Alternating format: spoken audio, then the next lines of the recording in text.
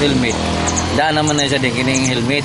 So ang nadugang lang karon kining pag kuan sa ICC sticker sa panisa DTI nya kuan sa kuan i-implement ni sa LTO.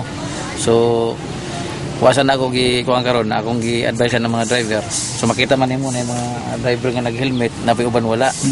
So ang pasahero na mag-helmet lang gyud pati driver. So kung duhay pasahero kay mo na maximum na passenger duha. Awi sarap nga dapat ng motor to dire.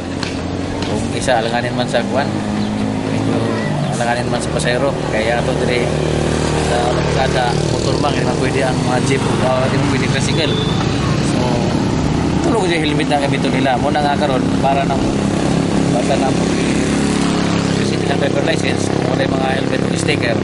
So i-advise na huwag yun maggamit ang ilang helmet anytime nga mag-drive para pag full operation na yun sa full implementation na sa aqua dapat January 1 ang implementation na pero ato sa taganing mga tao labi na katong mga lagyo kay wala ba to ka balo pala sa kuan ning pag-evaluate dire kinai lang helmet wa kuno ma-evaluate so mato pala sa Surigao so sa Tagailag Lugway kay ato sang tanaw ning dagan karon sa kuan.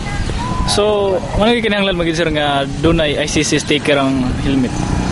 Kana dingi kuan guna sa kuan sa kanang ICC sticker kay kasagaran na yung magagamit ng mga helmet nga dili kuan standard nga gamit nga helmet na uban nga magamit na kanang sa kumpanya gani kanang skull guard mo gamit nila so dili ligon so mo na nga for the road safety yan lang good nga ikon gud na sa detail sa malaod nga kinahanglan safety gid ang motorista mo na nga mayot na ganoon ang nationwide ang ICC sticker.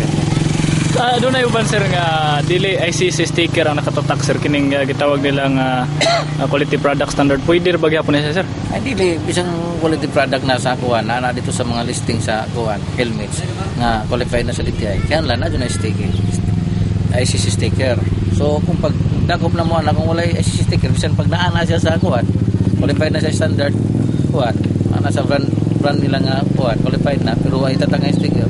So first offense na siya confiscate na yung license nila first offense so ang penalty na is first offense is 1,500 then so sa computerized so 1,667 kay computers pay of 1 na man kay manual man ta dire 10 pesos man madugang sa OR so nay kalainan so ang second offense na 3,000 so ang third offense 5,000 then fourth offense 10,000 competition sa driver license sa revocation na siya sa driver license kung ikaw patugan na niya nga dili yun mag kuan tawag og ICC sticker.